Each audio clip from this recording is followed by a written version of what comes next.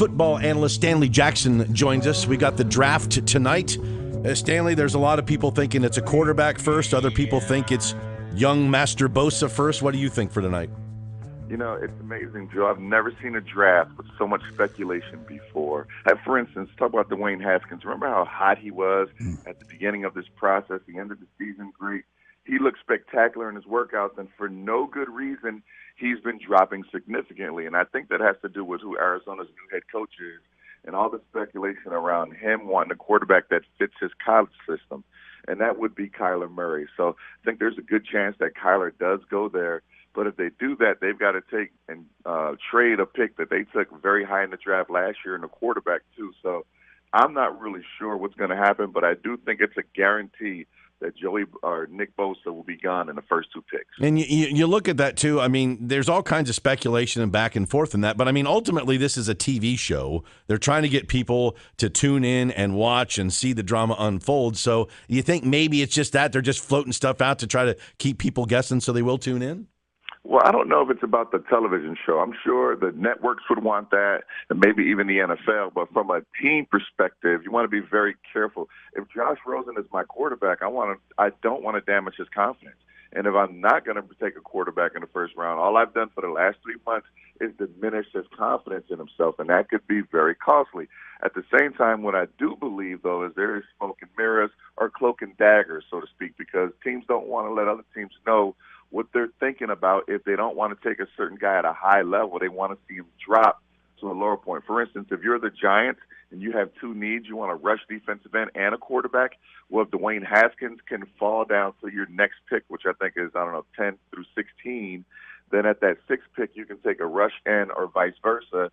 You want to put things out there to make teams diminish or not feel so good about that other player. So a lot of times it's teams just trying to create a scenario where they can land two picks in the top 25. Stan, you know Dwayne. Well, for people that don't know, Dwayne grew up in New Jersey. Now, then he moved to, and Stan's a New Jersey person.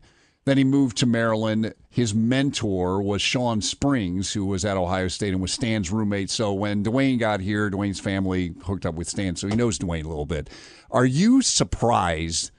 You mentioned the rumors about him sliding. How surprised are you about that, given what we saw and given the other quarterbacks in the draft? I believe you think he's the best quarterback in the draft. How surprised are you of these rumors that he may slide past 10 to 15 to 20 or something like that? Well, I'm very surprised. I mean, typically there's something that pops up on the radar that makes a player drop, whether it's something off the field or he didn't perform well, or he got out of shape, or he didn't interview well. And I don't know if you guys have an opportunity to see Dwayne in any of these interviews, but he's a football savant. Yep. Everything he does around football is impressive. Now, he's not a guy that's going to run for 1,000 yards, but when's the last quarterback in the NFL that's rushed for 1,000 yards and won a Super Bowl? And so I'm not sure what the deal is about him. He's by far the most accurate quarterback in the draft. He's one of the best quarterbacks to come out, in my opinion, in the last 15 years. If you have one knock on Dwayne, it's the simple fact that he only played 1 year. But I don't hear anybody talking about Kyler Murray in that regard, that he's only played 1 year as well. And so I don't get it. And some of the other names they're talking about are good quarterbacks like Drew Lock out of Missouri. But there is no comparison to a historically great college quarterback in one season. And I'm not sure what's going on with Dwayne Haskins. If I am the New York Giants, he's a guy that grew up in the shadow of your stadium. Why wouldn't you want him? And if the Giants are thinking that they're going to take Eli Manning on for another 2 years, then maybe everybody is looking past this draft, and maybe it's really more about Tua coming out next year or Trevor Lawrence in 2 years. But I got to tell you right now, if I'm going to bet on Dwayne Haskins, Tua, Trevor Lawrence to be a good NFL quarterback, I'm taking Dwayne Haskins all day. There's the rumors are flying all over, so who knows what's true. And you mentioned the Giants. They have that sixth pick. For a long time, people said that's going to be Dwayne Haskins. And then the talk is, no, they're going to take a defensive player first and take another quarterback. But the latest rumor is the Washington Redskins. Like, they're enamored with him. That would be right near his home. What do you think about the possibility of the Redskins either trading up to get him, or if he slides to their pick, would that be a good fit for Dwayne? I think it would be.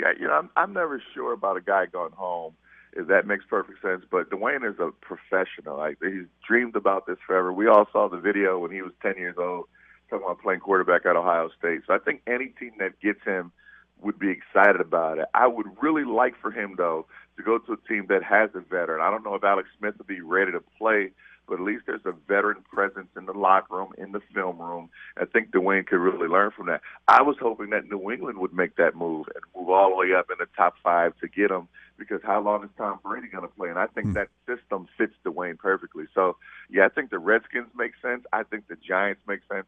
And ultimately, anywhere that he can go where he doesn't have to play right away, even though he'll want to, I think will benefit him. You just look at the job that Kansas City did. You know, Alex Smith was there. They brought a young Pat Mahomes in, and then the next year, his second year in the season, he lights up the stage.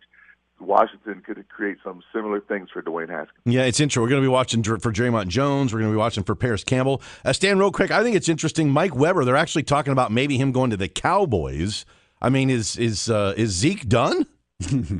I mean, what are we talking there? Well, remember, running backs, their light burns so fast because of the number of carries. And if you think about Zeke in his first 3 years, he's gotten a boatload of carries.